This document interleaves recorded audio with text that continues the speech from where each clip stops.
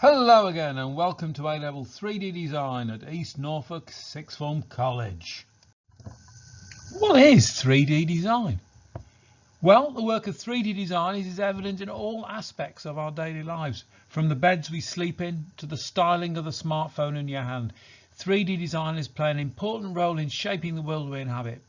3D designers will also be at the forefront of trying to ensure the Earth's diminishing resources are used considerately into the future.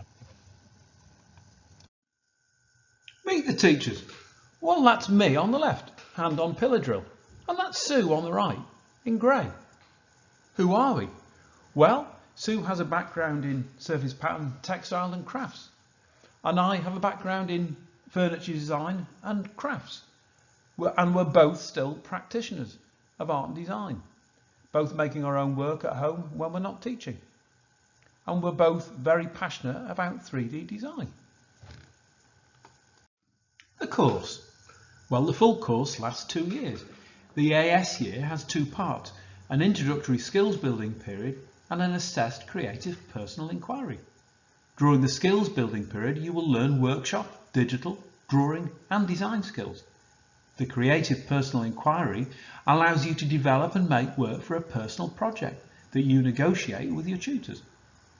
A-level, that's the second year, has 2 components, personal investigation and exam. Personal investigation requires you to determine your own research project and produce both a practical outcome and write a 2,000 to 3,000 word research paper. The exam asks for a personal response to titles the exam board sets, at the end of which you have a 15-hour period to make a final piece. We're often asked, what other subjects does 3D design go well with? Well, any other art and design specialism, that's fine art, graphics, textiles and photography, that are all done at the college. Maths and physics are often popular ones for those wanting to study architecture. Engineering is another popular choice, another mix that goes well. Geography is also another one that we've had lots of students doing, and games design. But we've had students from the full range of courses at East Norfolk do 3D. After all, it is a life skill. Here you'll see the 4 assessment objectives. These are written by the exam board, so the language is quite formal, but I'll talk you through them. AO1 is basically developing ideas. They say, through sustained and focused investigations informed by contextual and other sources, demonstrating analytical and critical understanding. We'll make that clear to you if that isn't, if they aren't words that you find easy to take in. AO2 is about exploring. They say, explore and select appropriate resources, media, materials, techniques and processes, reviewing and refining ideas as work develops. So as well as exploring, you have to do all that as well. AO3 is about recording ideas. They say, record ideas, observations and insights relevant to intentions, reflecting critically on work and progress. Well, basically, that means that you just have to record everything that you do in a folder and present it as evidence. AO4, the last one, asks you to present. They say, present a personal and meaningful response that realises intentions and, where appropriate, makes connections between visual and other elements. Basically, what that means is you have to make a final piece of work that truly reflects the effort and ideas that you've put into the project as a whole. So, at the end of the day, you'll make a final piece of work. Well, I suppose in some respects this is the bit that is most interesting, where you see the work that other students have undertaken. These are the final pieces that we talked about in the last slide. The one on the left there is a design for an Arctic substation that was designed by Adam, who was with us a few years ago. He's now studying architecture at Lincoln University and doing really well. He was very adept at using the laser cutter, at drawing up making plans that were then laser cut using hardboard. That's grey painted hardboard, and the windows were cut from acrylic, and it's set on a base of plaster, photographed in the car park. You can see the gravel there. The second piece is a little bit more abstract, but really interesting process. They are, I wonder whether you can guess how they've been made. Many people struggle with this one, but Tiff didn't, and she was a student that came to us from Macau and studied with us some years ago now. She's now a teacher of design technology in Birmingham. Anyway, that was a response to a project that she set herself for developing ideas for play parks. So instead of your average swings and slides, they were abstract forms that children could play over, could climb up and slide down, sit on and crawl through. And they were the organic parts were cast inside rubber balloons using plaster. Obviously, the green grass there is to represent the park. That was a really interesting piece of work in terms of the materials used. Well, on this page we can see some 3D work and also some samples of sketchbook pages, or folder pages as we call them these days. We use folders instead of sketchbooks. Anyway, the top left you can see some one-point perspective drawing there, and some design work done using collage. So that's an interesting technique, rather than using paint and like coloured pencils, actually using cut paper, making an attractive page there. The second one in from the left there is a wooden children's toy, a transporter, made using pine and little bits of inner tube there for the tyres on the wheels. Again, photographed in the car park, adding a dramatic touch there as the Mercedes comes to plough over it. No, it was stationary. Don't worry. And then the third image there on the right is a photograph of what we call a maquette. That's a designer's model made using cardboard. So a series of photographs, and you present your work like this in your folder, showing how an idea develops and what materials you've used along the way. Then the bottom left, there are two pieces there. That was quite a long time ago now. That was Matthew, who made the light, the orange light there with its elegant thin black steel legs. He went off, just a point of interest there, he went off to Loughborough to do engineering, and he's done a master's degree in engineering now, and I assume as an engineer. We've kind of lost touch with him now, but he was a very good student. He did maths and physics in 3D, that comes to mind now. And then Paul made that the chair, which is an incredible achievement really in the time. That was done for his second year exam piece, made in what we then had was 12 hours to make the final piece. He made formers for all of those parts that the chair is comprised of, and it was quite a task. I remember he was really under pressure there to get that done, but it works, it functions, and it's very comfortable. And then next to that on the right, the orange lamp, that was designed by a student called Steen Bryant, who came to us from a school in Lowestoft. He went off to study architecture at Leicester and ended up doing really well there. He got a first-class degree and was offered jobs immediately upon people coming to his degree show and seeing the work he'd done on that course in Leicester. And he's now an architect in London, for architectural practice in London. And then on the right there, we've got another light, larger scale this time, made from short lengths of wood that we cut up on the bandsaw.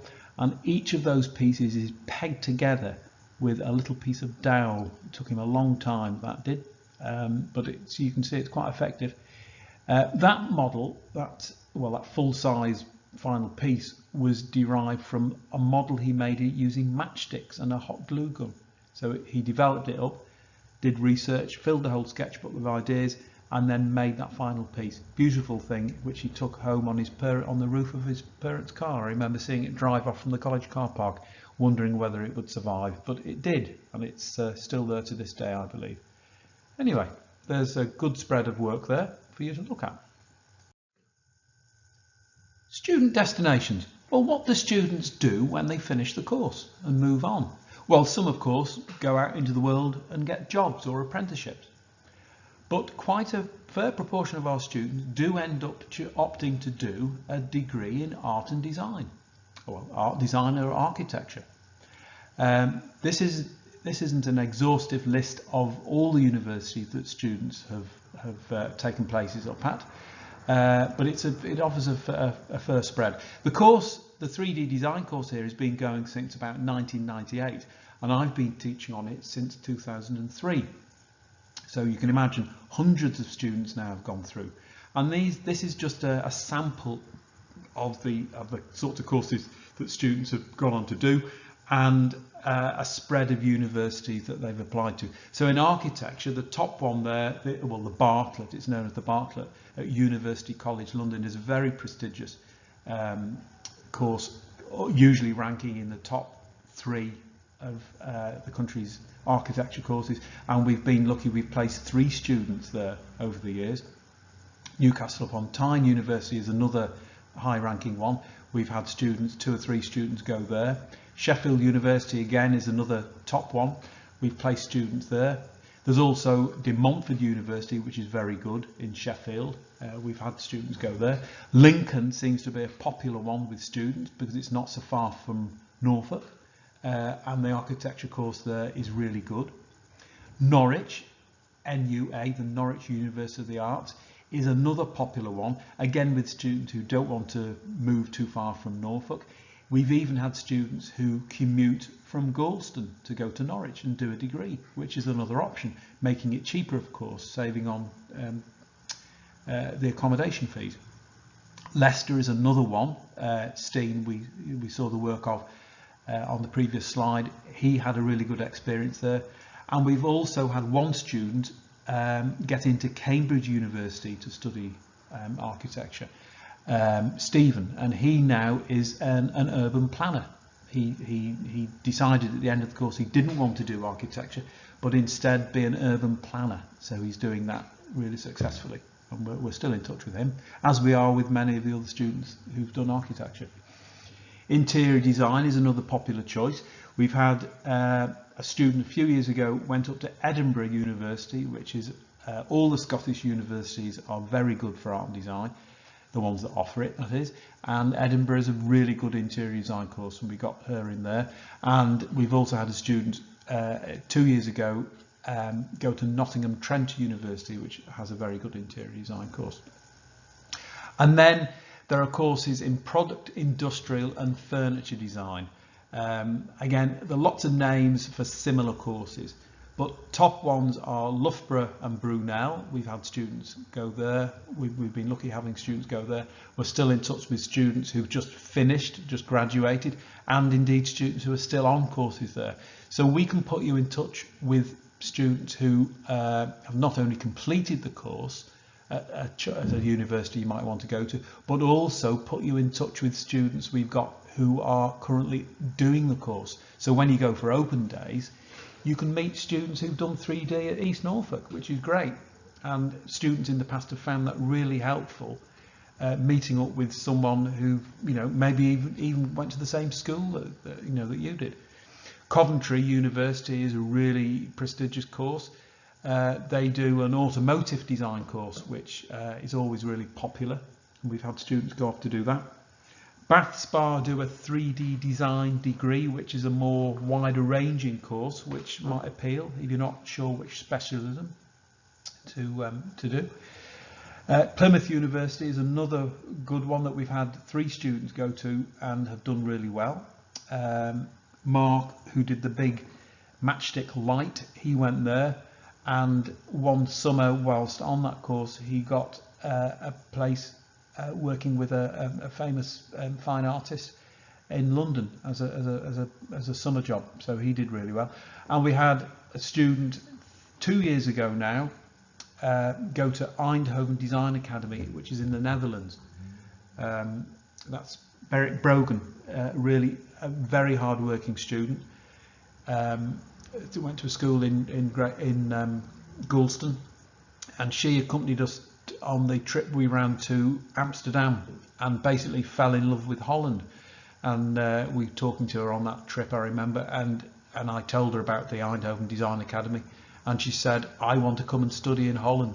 And you know, she did it amazingly. They have an international range of students who study there, and highly competitive. Over 1,000 people every year apply, and they take on about 30 to 40 students, I believe, each year. So she did really well getting in there. We're still in touch with her. She's now in her 3rd year. So if you fancy studying in the Netherlands, that's also a possibility. And then craft design, well, that encompasses things like jewellery, millinery. We've had someone going off to do footwear design, and Brighton and Mid Cheshire College are both good places to go and do that. So that's just a few of the courses that we've had students go on to do. And yeah, we're you know, Sue and I both attend the UCAS Design Fair, so we're up to date with who's teaching on the courses, and we can really give you up-to-date knowledge. You know, we try and keep in touch with as many students as possible who you know, when they leave, they email us and often come back and give talks to students. So you'll benefit from not having to go to, you know, to Lincoln, example, to go and talk to someone. We'll get students back and they'll talk to you, show you the work, and give you advice on maybe going for your interview. All art design courses that we recommend you do will ask you to interview, where you take a portfolio of your work. So we'll prepare you and help you make a portfolio of work that will hopefully get you into the course that you want to do. So, you know, we're highly experienced and skilled at helping you get to the destination you want to go to. Careers. Well, we saw on the previous slide the sort of qualifications that you can get from doing the course. So moving from A-level 3D design onto university and doing a degree, well, that will ultimately, obviously, lead you to a career. So here's a list of careers that students from East Norfolk, having studied A-level 3D design, have gone on to do. So architect, as previously said, we've had lots of students now who've come through the course and ended up with a career as an architect. People working in different parts of the world, even designing or being part of a team that designs and builds buildings, the built environment. Furniture designers. We've got several students who are now successful furniture designers, having done 3D design at East Norfolk. Product and industrial designers. Both options that are available to you. And again, we've had several students who are now industrial designers. I remember one student who, when he was on the course, really was an enthusiastic Lego maker. He used to love working with Lego. He often would work ideas out using the little Lego tray of Lego that we've got down in the studio. Whilst on his degree course, he got a placement in Denmark with the Lego company. So he's doing really well as an industrial designer. We have people go on to do engineering. We talked about Matthew in one of the previous slides. He now is an engineer. He is now working for an engineering company. We've got craftspeople, people who have careers as craftspeople. Often they do that. They're a craftsperson alongside doing another job. But if you've got the passion and the commitment to doing it, you can be a craftsperson and support yourself partly through your craft, or wholly. Some people are lucky enough to make things that people want to buy, and you can sustain your life as a craftsperson. Theatre designers. We've had other people go off previously to do theatre design courses and become theatre designers. Model making, if you particularly like making models, rather than designing things, that's an option. There are courses in the country in model making that several of our students have gone on, and I assume are now model makers. Interior design, another really successful industry that allied to architecture that students have gone on to do. And of course, we have lots of people who do the course who just like making things. And often they leave and they don't go to university. Instead, they get an apprenticeship. And we've had people come back. I've met people, students, you meet them in the street, or they come back and see me or see us. And they're now carpenters, joiners, plasterers, bricklayers, electricians. And they have, well-paid jobs in the construction industry. So that is another option. So you can see a wide range of careers are available if you do 3D design at East Norfolk. FAQs, frequently asked questions. Well, seeing as you're not here with us today, we thought we trawled our memory banks and we came up with some of the questions that come up time and time again when we do these taster days. So first one, do I need GCSE design technology, product design or resistant materials to do A-level 3D design? Well, the answer is no. It can help, but it's not essential. However, if you've not done an art and design related course at school, we will ask to see examples of your practical or creative skills in the form of drawings or photographs of things you've made at home. So it doesn't preclude you if you haven't done it at school, because we know that some schools don't offer GCSE art and design even now these days. So don't let that put you off. If you want to come here and do 3D design and you're passionate and you're really keen and enthusiastic to do it, we'll find a way of enabling that. So another question that's often asked, what materials will I need to buy for this course? Well, the answer is there is a comprehensive 3D design kit you can buy for the course from the college shop for a discounted price of around £20. Of course, lots of people have things at home that they can bring in, but we do recommend that you buy this kit. In terms of the materials for making final pieces, we do make a small charge for timber and plywood and hardboard, but it's a cost price. So we do try, and we know that money's tight for a lot of people, and we often use recycled materials which you don't have to pay for. So yeah, that's the two of the frequently asked questions. Further questions: is there a lot of digital work involved on the course? Well, the answer is there's a good mix of manual and digital work on the course. We use the digital software program SketchUp for making digital drawings of your ideas, and we have a laser cutter, a 3D printer and a CNC milling machine in our workshop, which we will help you learn to program. Another one, I've never been in a workshop. Will I be safe? Well, the answer is all students undertake a health and safety induction, and there is always a member of staff in the workshop to help and support you. The machinery is only ever dangerous if it is misused, so bear that in mind. No, we've not had any really major serious accidents, so yeah, you'll be safe. More questions. I want to be an architect. Is this the right course for me? Well, the answer is yes. We've helped dozens of students fulfil this aspiration, helping them gain places on some of the most prestigious courses in the country. We're still in touch with some of them who are now practicing architects, and they'll be coming in to give us talks about their experiences. Another question, how is this course different to the engineering BTEC at East Norfolk? Well, the answer is this is a creative, practical course where you will actually design and make things in a fully equipped studio and workshop. There are no written exams, unlike the engineering course, and the emphasis is on learning through doing rather than fact-based learning. An often asked question, do I need to be brilliant at drawing? I'm not very good, students will often say, or prospective students. Well, the answer is no. Everyone can learn to draw, and we will teach you skills that will help you get better. Reading list and useful links. Well, obviously, in this the world of the internet, there's a wealth of material and resources available to you. But books are still available too. And here are two that we recommend that you could buy in a bookshop if they're open when you're reading this, or you can buy them, of course, from the internet.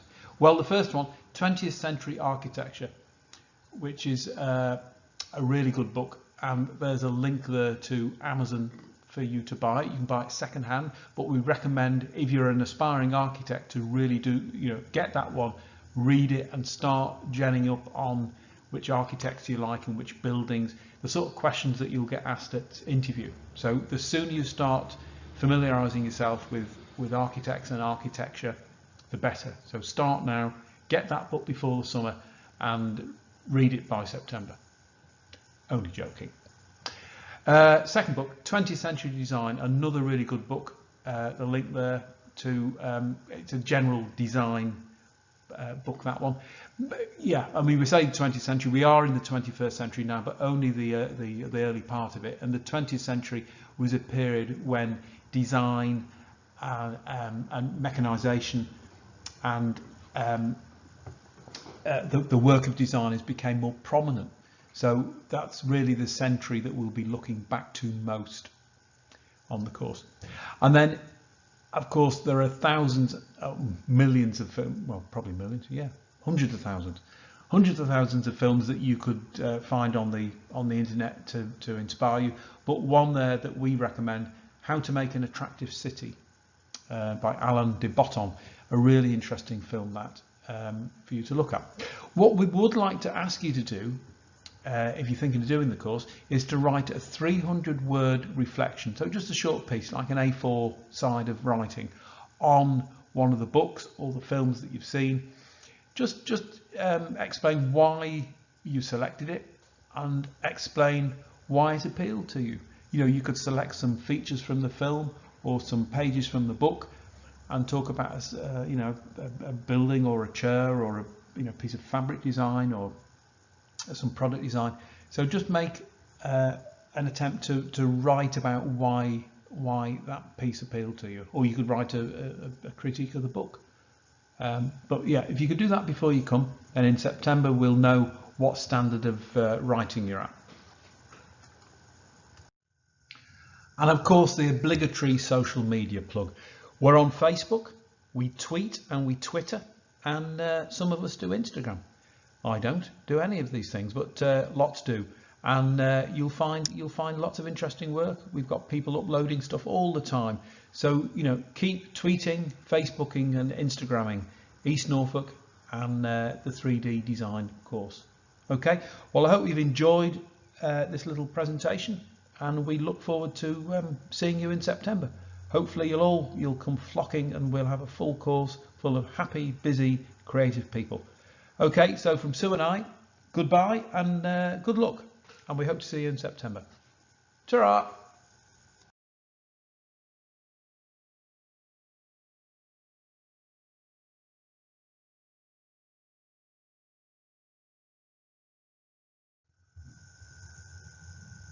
Well, here we are in the 3D workshop. You can see it's in a state of being sorted out at the moment when the film was made, but we can pan through anyway. There's the bandsaw, the vacuum former there. We've got a dust extractor, a little pillar drill there by the window. Then we've got a sink where we do wet clay and plaster work. Wood store there that's being sorted out. Mortising machine, bobbin sander, crosscut saw, bench shears. We've got a welding bay there with the red curtains. We've got an anvil for bashing big bits of metal on, spanners, various, there's a circular saw. Oh, there's me waving. There we are, waving to you. Engineer's vice there on the benches in the middle. Pillar drill, hole cutters, another vacuum cleaner, various sash cramps and G cramps, and then the wood lathe, various sanding, and then we've got the laser cutter with its own extraction unit, and then back at the start, that's where the technicians sit.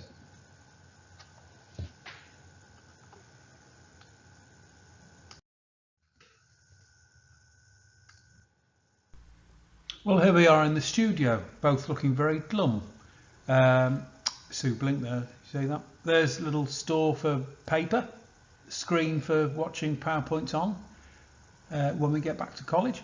There's the staff desk where we'll do one-to-ones with you. The bookstores, our infamous bookstore, We've got dozens of books there that you'll find of interest. Things on the wall, posters, pictures, photographs of students' work, models they've made there in a display case, the little maquettes we keep the best of.